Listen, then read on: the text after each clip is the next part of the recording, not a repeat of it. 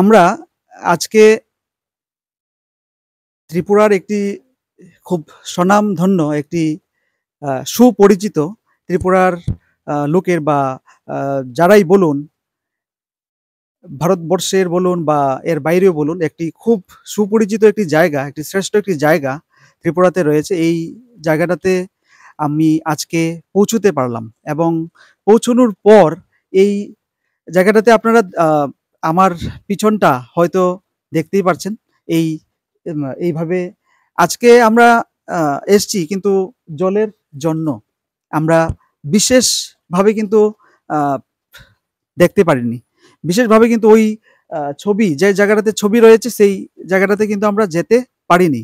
কিন্তু তথাপি আমাদের এই খানটায় এসে আমরা যিনি এই জায়গাতে থাকেন বা যাকে আমরা একজন ভাইকে আমরা পেলাম, উনার সঙ্গে আমরা কিছু কথা বলবো এবং এই ছবি মোড়াতে আপনারা যদি আসতে হয় বা কেউ যদি আসতে চায় তবে কিভাবে উনারা আসতে পারবেন বা এই জায়গাতে আসার পর উনারা ছবি মোড়াতে সেই ছবির যে জায়গা রয়েছে, যে জায়গাগুলোতে আমাদের মানে মূর্তিগুলো রয়েছে সেইগুলোকে কিভাবে দেখতে পারবে, এই সব বিষয়ে আমরা আজকে আমাদের সামনে যিনি ভাই রয়েছেন উনার কাছ থেকে জানবো।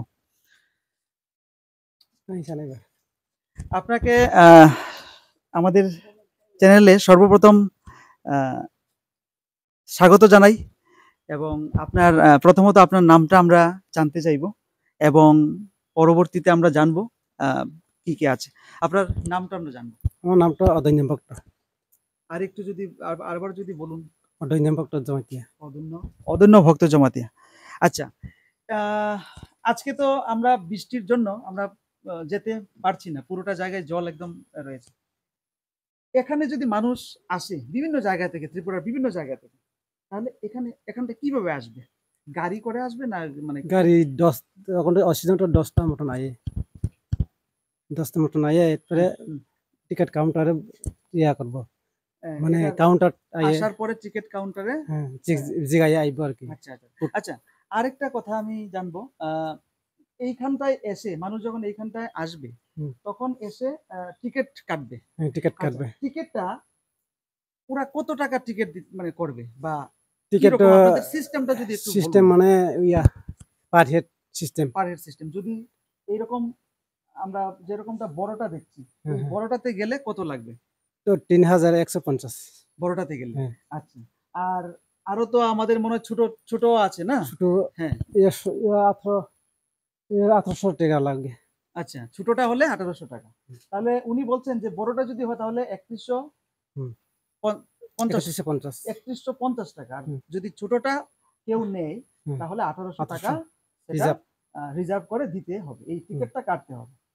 তো এরপরে যে প্রশ্নটা আমাদের কাছে রয়েছে সেটা হলো, এখান থেকে আমরা যখন ছবি, ওই যে মূর্তিগুলো রয়েছে এই মূর্তিগুলো পর্যন্ত যাই, তাহলে এটা কতটুকু জায়গা? এখান থেকে কতটুকু জায়গা? আপ ডাউন 7.5 কিলোমিটার হবে। Up down 7.5 kilometre. ঠিক আছে, ভেরি গুড। খুব সুন্দর একটা তিনি আমাদের অভিজ্ঞতা জানালেন এবং আমরা বিভিন্ন এই জায়গাটাতে এসে বিভিন্ন কিছু আমরা জানতে পারলাম, যে মানুষরাও বুঝতে পারবে যে এই জায়গাতে যদি কেউ আসে ছবি মোড়াতে, স্পেসিফিক্যালি ত্রিপুরার ছবি মোড়াতে আসার পরে ওনারা বুঝতে পারবেন এবং দেখতে পারবেন আমার এই ভিডিও থেকে। আর লাস্টলি আরেকটা কথা, যদি আজকে তো জলে একদম পুরাটা ফুল হয়ে গেছে, যদি জল না থাকে তাহলে কি রকম মানুষজন আসে, মানে কি রকমটা হয় এটা একটু যদি আমাদেরকে বলুন। সিজনটা এখন লোক কম আই, একটু টুকটাক বেশি আই আর কি। আচ্ছা, এমনিতে মানে রিজার্ভ করে যায়, লোক কম তো লোক থাকলে তো পার সাইড করে যায়। হ্যাঁ হ্যাঁ হ্যাঁ, যদি বৃষ্টি না হয় তাহলে অনেক লোক জমে। বৃষ্টি যদি না হয়, আজকে তো বৃষ্টি, এই জন্য জলও কম হয়, সে সময় থাকলে লোক বেশি জমায়, বেশি জল হয়।